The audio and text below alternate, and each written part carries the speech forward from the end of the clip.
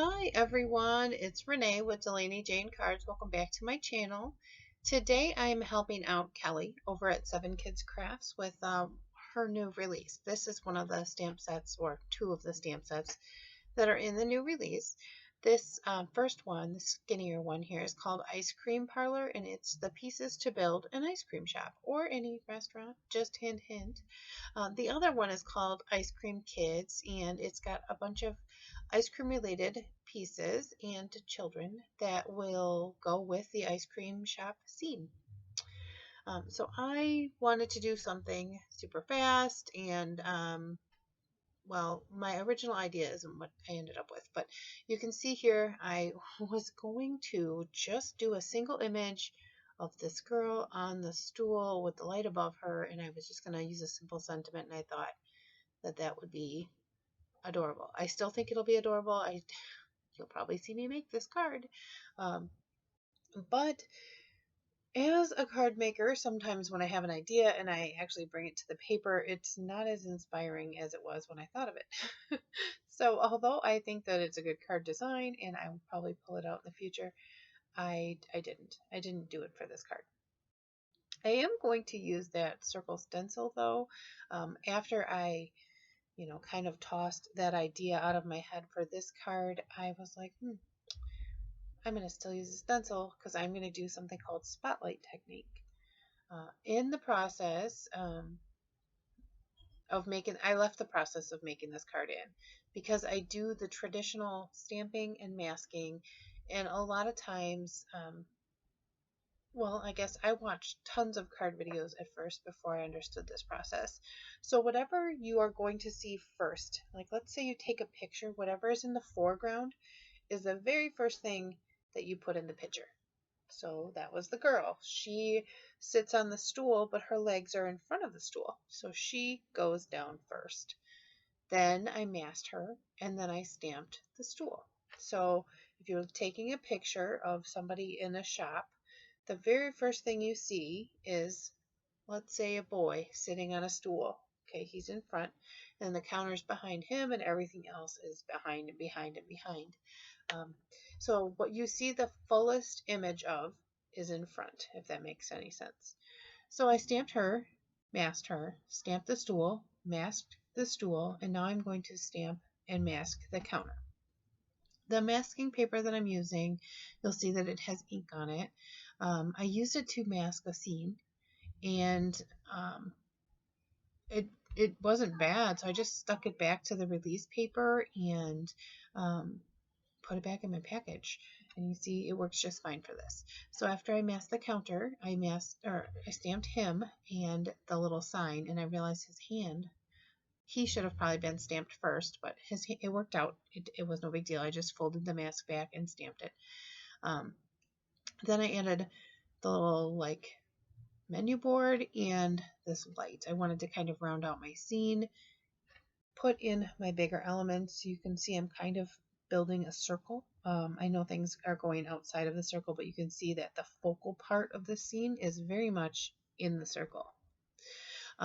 For the circle to be a thing, I needed to use my circle. I used this repositionable, removable Scotch tape, just taped it to the edges of my cardstock, and then I put the stencil onto my panel. The stencil was made by a friend. She cut it out with her Cricut, and then she drew the lines with the alcohol-based marker, which will be an important little bit of information here shortly. But right now, I just lined it up so that I knew that the circle was in the center. And then I took this stencil by Sassy and Crafty, and I laid it over top of my circle. And now I'm going to ink blend to put the background in.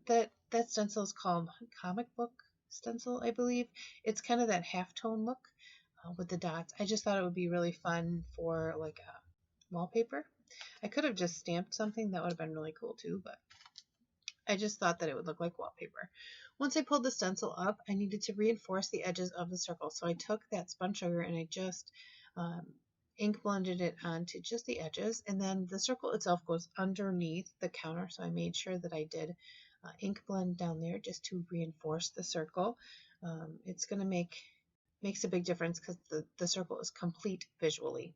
So then I peeled off my stencil and all of the tape that was holding it on. You can see how easy this stuff, it's like my secret weapon in my craft room. It's not really a secret anymore though, because I always talk about it. But I love that tape. I use it for my die cut machine all the time, and I've not ever had a problem with it, and I've been using it for months. Then I peeled off my mask and look at how everything looks good.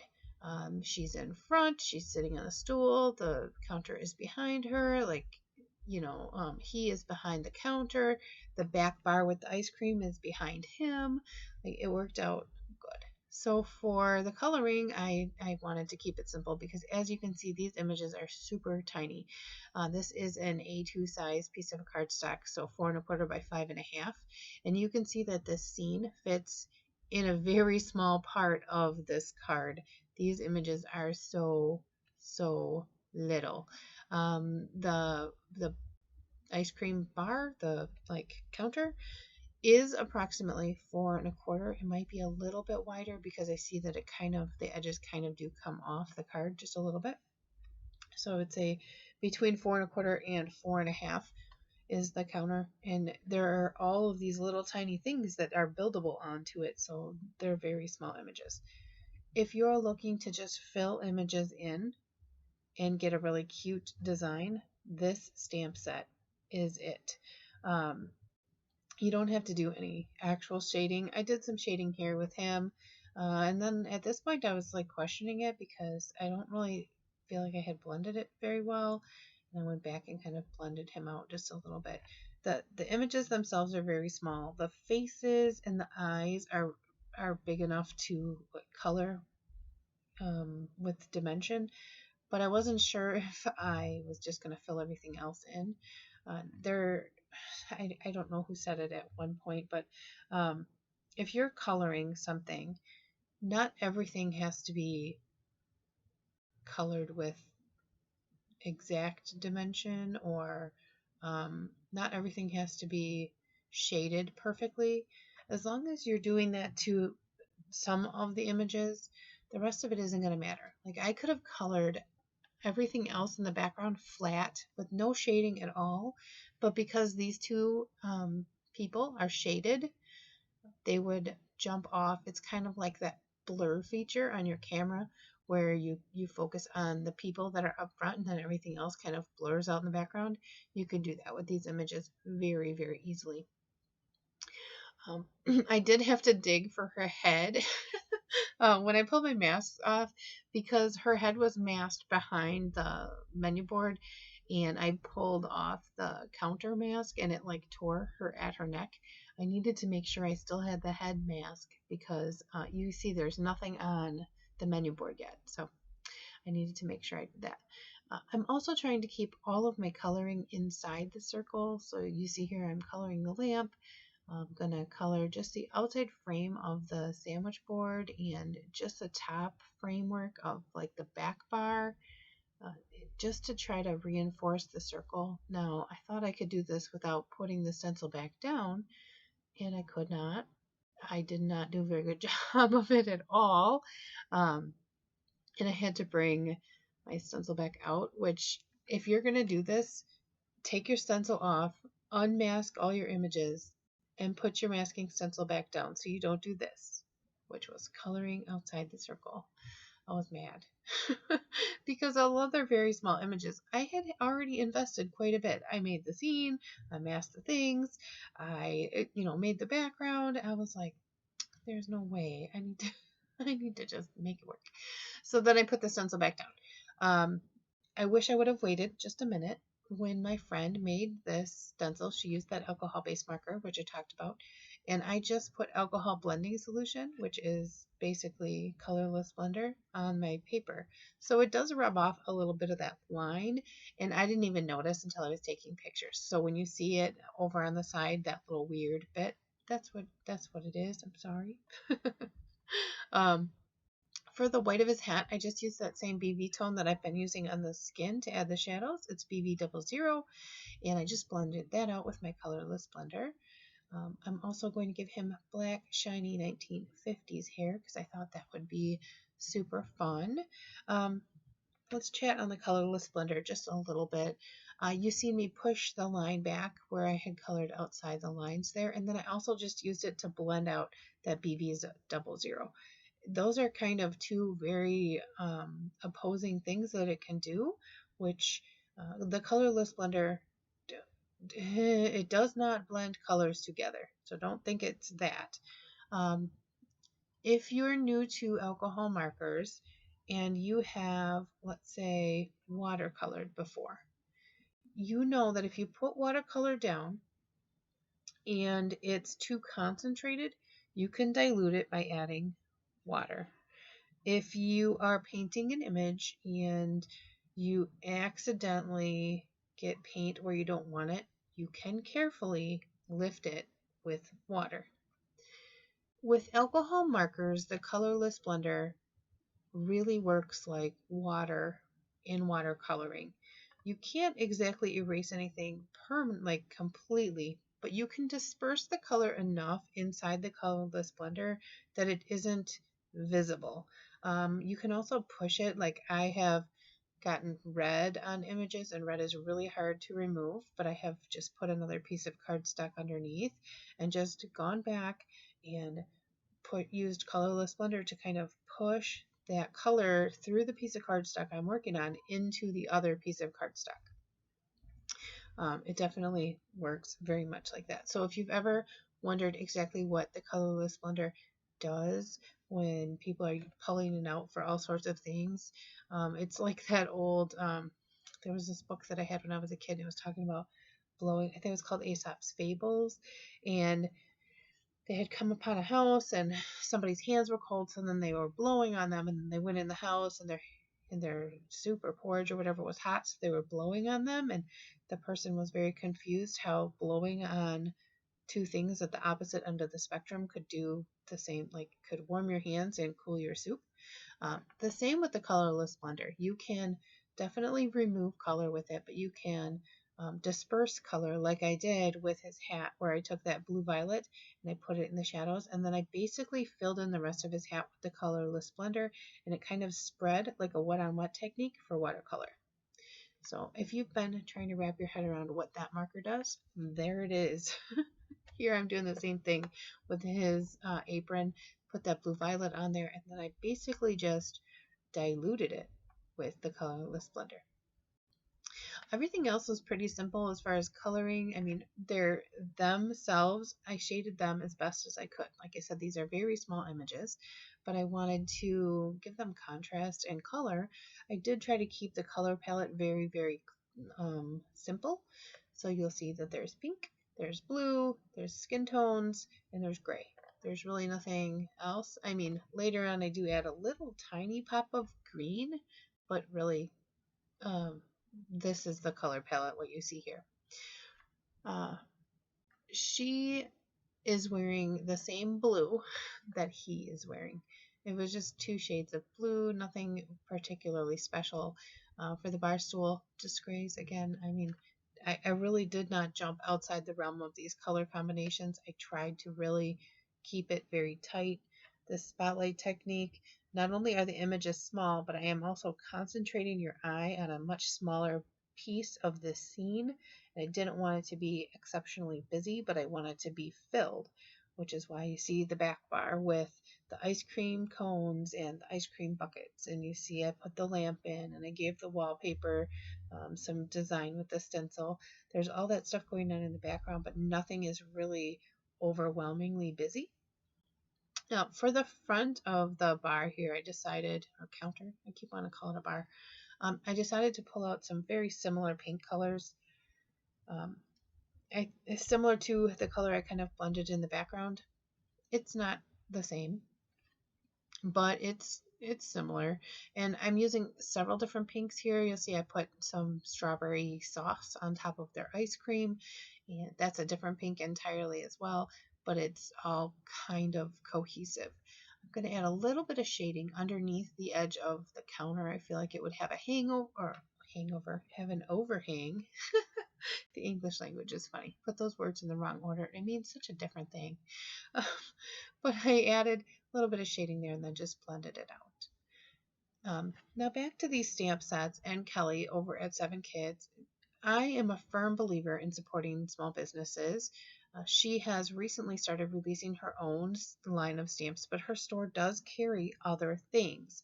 So if you're looking for, those name brands, the things that are hard to find, the things that the big brands places seem to sell out of, check your smaller stores. A lot of times they'll have 1 or 2 in stock, and usually there's some kind of incentive. She usually has a discount code. If she has one currently, I will leave that linked below. And she usually has free shipping over a certain amount. I will also link that below. And a lot of small stores have like rewards programs. If you buy from them, you can actually earn free things. So here I needed to fill in the little ice cream menu board in the back. So I did stamp her head, I masked her head, and now I'm going to go ahead and stamp this image. This video is part of a little tiny release hop. She is having an Instagram hop, so I'll try to link the I don't know where her main blog post. I'll try to link 7 Kids Instagram below, but this is part of a little tiny hop. Just a couple of us got together to kind of help Kelly celebrate her new release, and the next person in the hop will be listed below for you. I believe there's also a giveaway. You'll have to listen to the other creators and find out what the details of that are. I don't feel like it's mine to spoil, so I'm gonna let them spoil it for you. Let them spoil you. It's always fun to hop along on these things. You never know what might be along the way. When my success partner and I reached 1,000 subscribers, we did not do a hop. We did a hidden giveaway in one of our videos on our channels, and that was absolutely amazing.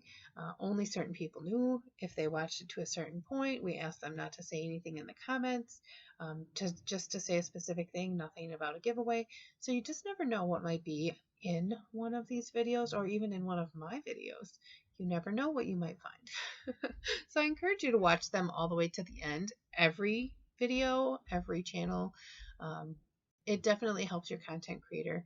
There's a lot of things behind the scenes that you may not see that go on with YouTube, and you're helping them out a lot by watching their videos till the end. For the sentiments, I decided to pull out 2 from the sentiment set, or from the stamp set. Treat yourself and sweet friends, but I didn't want the S on the friends, so I just masked it with a piece of that Scotch repositionable or removable tape, and that worked out really well. Just make sure you take the tape off before you stamp it down. Then I put this on a piece of gray cardstock. It's just a darker gray. I thought it went well with all of the grays that I used. I know I have black lines, but I just thought it went well with all the gray that I used when I colored it. Pulled out some Winkostella here, and I added it to just the tops of the ice cream, like the strawberry sauce. I just thought that would be yummy. And then for my card base, it's just a top folding A2 size card base, so 4 1/4 by 5 1/2 or 4 1/4 by 11, scored at 5 1/2. I just find that they photograph better, and I just like them in general. Even when I'm making a landscape card, I find myself cutting my card bases the same way, and they just open on the short end, which is fine. I enjoy this style. I don't know what it is. Do you have a specific card base that you enjoy? Do you like the side fold or top fold, or what is your card base of choice? So here I just added this to my card base here after I had stamped the little guy on the inside with some gray ink. That finishes my card.